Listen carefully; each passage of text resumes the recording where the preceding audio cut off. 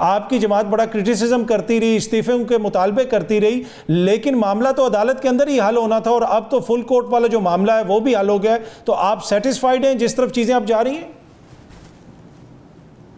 देखें, अगर हेयरिंग में इसमें जस्टिस अथर मिनिल्ला के और जस्टिस मंसूर अली शाह साहब के जो ऑब्जर्वेशंस थी, अगर उसमें वो ना होती तो मेरे ख्याल से मैं सेटिस्फाइड ना होता हेयरिंग से।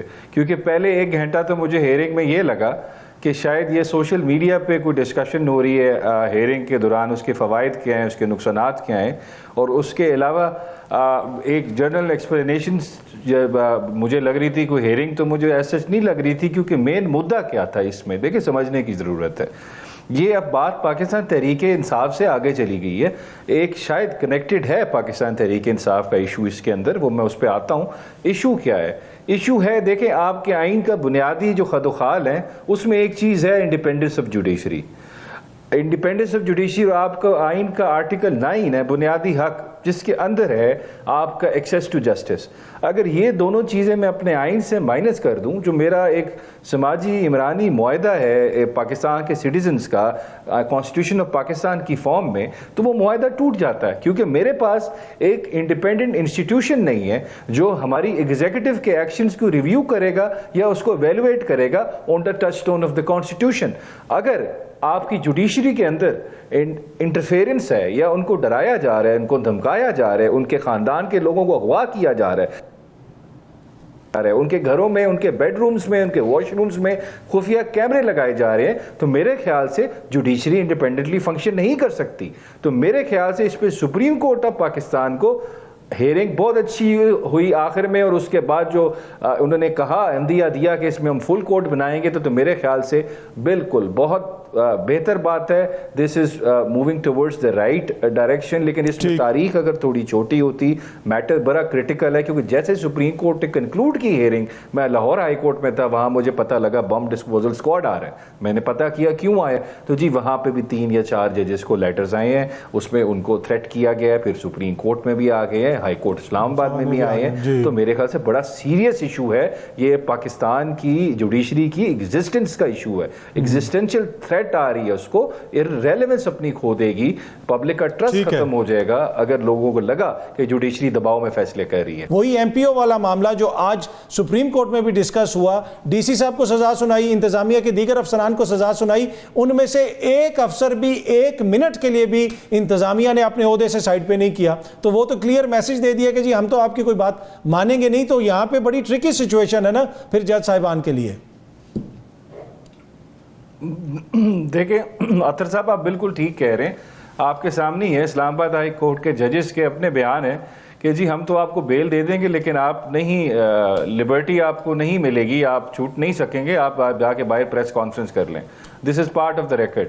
तो इस वजह से इस्लामाबाद हाई कोर्ट के जजेस के ऑर्डर्स जो वो देते थे, वो किस तरह फ्रस्ट्रेट किए जाते थे डिफरेंट एमपीओज के ऑर्डर पास करके, फिर उन पर अगर कंटेम्प्ट पे सज़ा भी हो जाए तो वो सज़ा इन इफेक्ट नहीं आती, ना उस पर कोई इम्प्लीमेंटेशन आती है, उसको भी फ्रस्ट्रेट एग्जीक्यूटिव कर लेती है बड़े आराम से। ये इतना सादा मसला नहीं है कि इसको हम बड़े आराम से इस तरह कह दें कि जी आमिर फारूक साहब, देखिए लेटर पढ़े उसके अंदर, उसमें तो जजेस ने आमिर फारूक साहब की शिकायत की है इन काइंड ऑफ वे। अगर आप पढ़ें, जिस तरह टीरियन वाइट केस कि डिसाइड हुआ, 2 जजेस ने डिसाइड किया, एक जज ने उसमें अपना ओपिनियन नहीं दिया, फिर वो वेबसाइट से हटा दिया गया, फिर बेंच डिसॉल्व कर दिया गया, चीफ जस्टिस साहब ने कर दिया, जो उनके पास पावर नहीं थी बेंच डिसॉल्व करने की कि मैं नया बेंच बनाऊंगा। हालांकि रिजर्व हो गया केस, 20 दिन बाद फैसला आया, लेकिन फिर डिसॉल्व हो गया। तो इसमें मेरे ख्याल से ये इशू जो है ये इतना छोटा नहीं है, ये काफी सीरियस इशू है, ये क्रिटिकल इशू है। मैं इस वजह से बार बार कह रहा हूँ। इसमें सलमान साहब देखें ना, आप पे तनकीद ये है कि आप इसको you are making it all about yourself, मतलब पीटीआई, कि जी ये कोई पीटीआई का मसला है, ये तनकीद है। अच्छा, ये मसला तो ओवरऑल निजाम का इसमें देखें, अच्छा मैं आपको बताता हूँ, इसमें देखें, मेरी बात सुने अतर साहब, इस ये को हवा में बात नहीं हो रही। चलें अब मैं आता हूँ आपके पास। हमारे ही केसेस में जजेस ने कहा था कि प्रेस कॉन्फ्रेंस कर लें, आपको बेल मिल जाएगी हमेशा के लिए, आपको ज़रूरत नहीं है कोर्ट में आने की। और हमारे ही केसेस में जिस तरह ट्रायल हुआ डयाला जेल के अंदर, सीक्रेट तरीके से, बेहुदा तरीके से, जिसमें राइट टू डिफेंस नहीं दिया गया, जिसमें प्रोसीजरल सेफ गार्ड्स की वायलेशन की गई, जिस तरह 342 की स्टेटमेंट पे कॉम्प्रोमाइज़ किया गया, तो क्या मेरी रीजनेबल अप्रीहेंशन अराइज नहीं होती ऐसी सिचुएशन में कि जिस तरह मेरे साथ जुडिशरी का रवैया रहा है, क्या वो किसी एग्जीक्यूटिव इंटरफेरेंस की वजह से थी? बिल्कुल। मेरा तो सारा केस ही ये है कि मैं सफर इसलिए कर रहा हूं कि जुडिशरी इंडिपेंडेंट नहीं है पाकिस्तान में। यहां पे 9 मई के केसेस में एक साल तक बेल नहीं हुई, ख्वातीन की बेल नहीं हुई। वो सनम जावेद को देख लें, वो 10 दफा उसकी बेल हुई है, उसको अब मियावाली की पुलिस अरेस्ट करके ले गई है। क्या judiciary was able to safeguard my fundamental rights? नहीं जी, सिंपल नो आंसर है इसका। तो that means there is something wrong.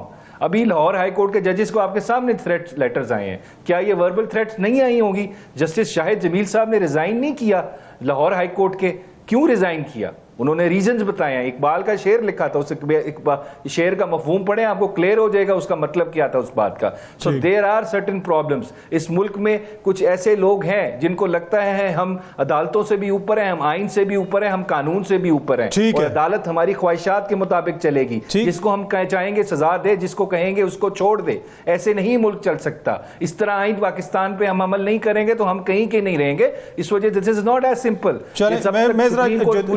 आपको भी शामिल करता हूं, पर इशू ये है कि देखें कंक्लूजन पे नहीं जाएगी, मसला हल नहीं होना। अगर 90 रोज में यहाँ पे इंतखाबात हो जाते और दोनों सूबों के अंदर हो जाते तो बहुत सारे मामलात हैं जो पोलराइजेशन है आज सोसाइटी में, वो भी ना होती। अच्छा, अबूजर सलमान नियाजी साहब, हाफिज साहब ये कह रहे हैं कि, और बिल्कुल मुनासिब कह रहे हैं कि पेशावर हाई कोर्ट का फैसला आ गया, 5 मोअज़्ज़िज़ जज साहिबान ने कहा कि इनसे हलफ लो। आप उनका फैसला मानने के लिए तैयार नहीं, हलफ नहीं ले रहे आप खैबर पख्तूनख्वा में।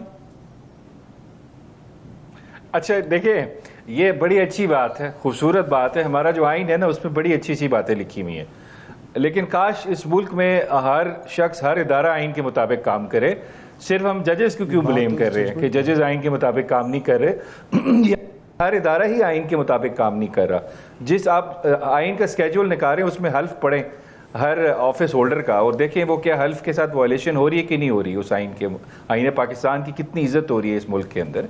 तो इस वजह से देखें, इस मुल्क की बड़ी डिफिकल्ट किस्म की सिचुएशन है। जजेस बड़े, देखें आप उनके लिए, आपने एक बात की थी, जस्ट फील फॉर देम। इतना आसान नहीं है इतने प्रेशर में काम करना। अगर आपके साथ, अब मैं एग्जांपल दे रहा हूँ, अतर मिनेला साहब ने जब इमरान खान साहब को कंटेम्प्ट का नोटिस भेजा, तो जो भी है ही स्टूड फॉर हिज जज जो सब ऑर्डिनेट कोर्ट में बैठी हुई थी।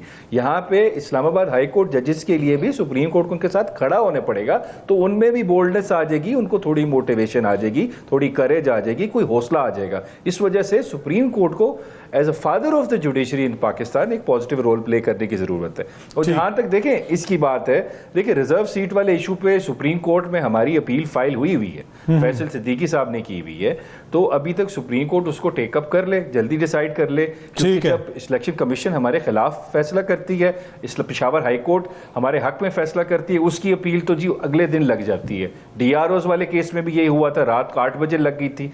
फिर उसके अलावा दूसरा जो केस था बल्ले वाला, रात 11 बजे लग गया था, जहां पे हमारे राइट्स अफेक्ट हो रहे हैं। हमारा केस भी फौरन टेकअप करना चाहिए, ताकि जो हमारा लॉस हो रहा है हम उसको रेक्टिफाई करने की कोशिश करें। जजमेंट आ जाएगी तो इंशाल्लाह उस पर इम्प्लीमेंट भी कर देंगे।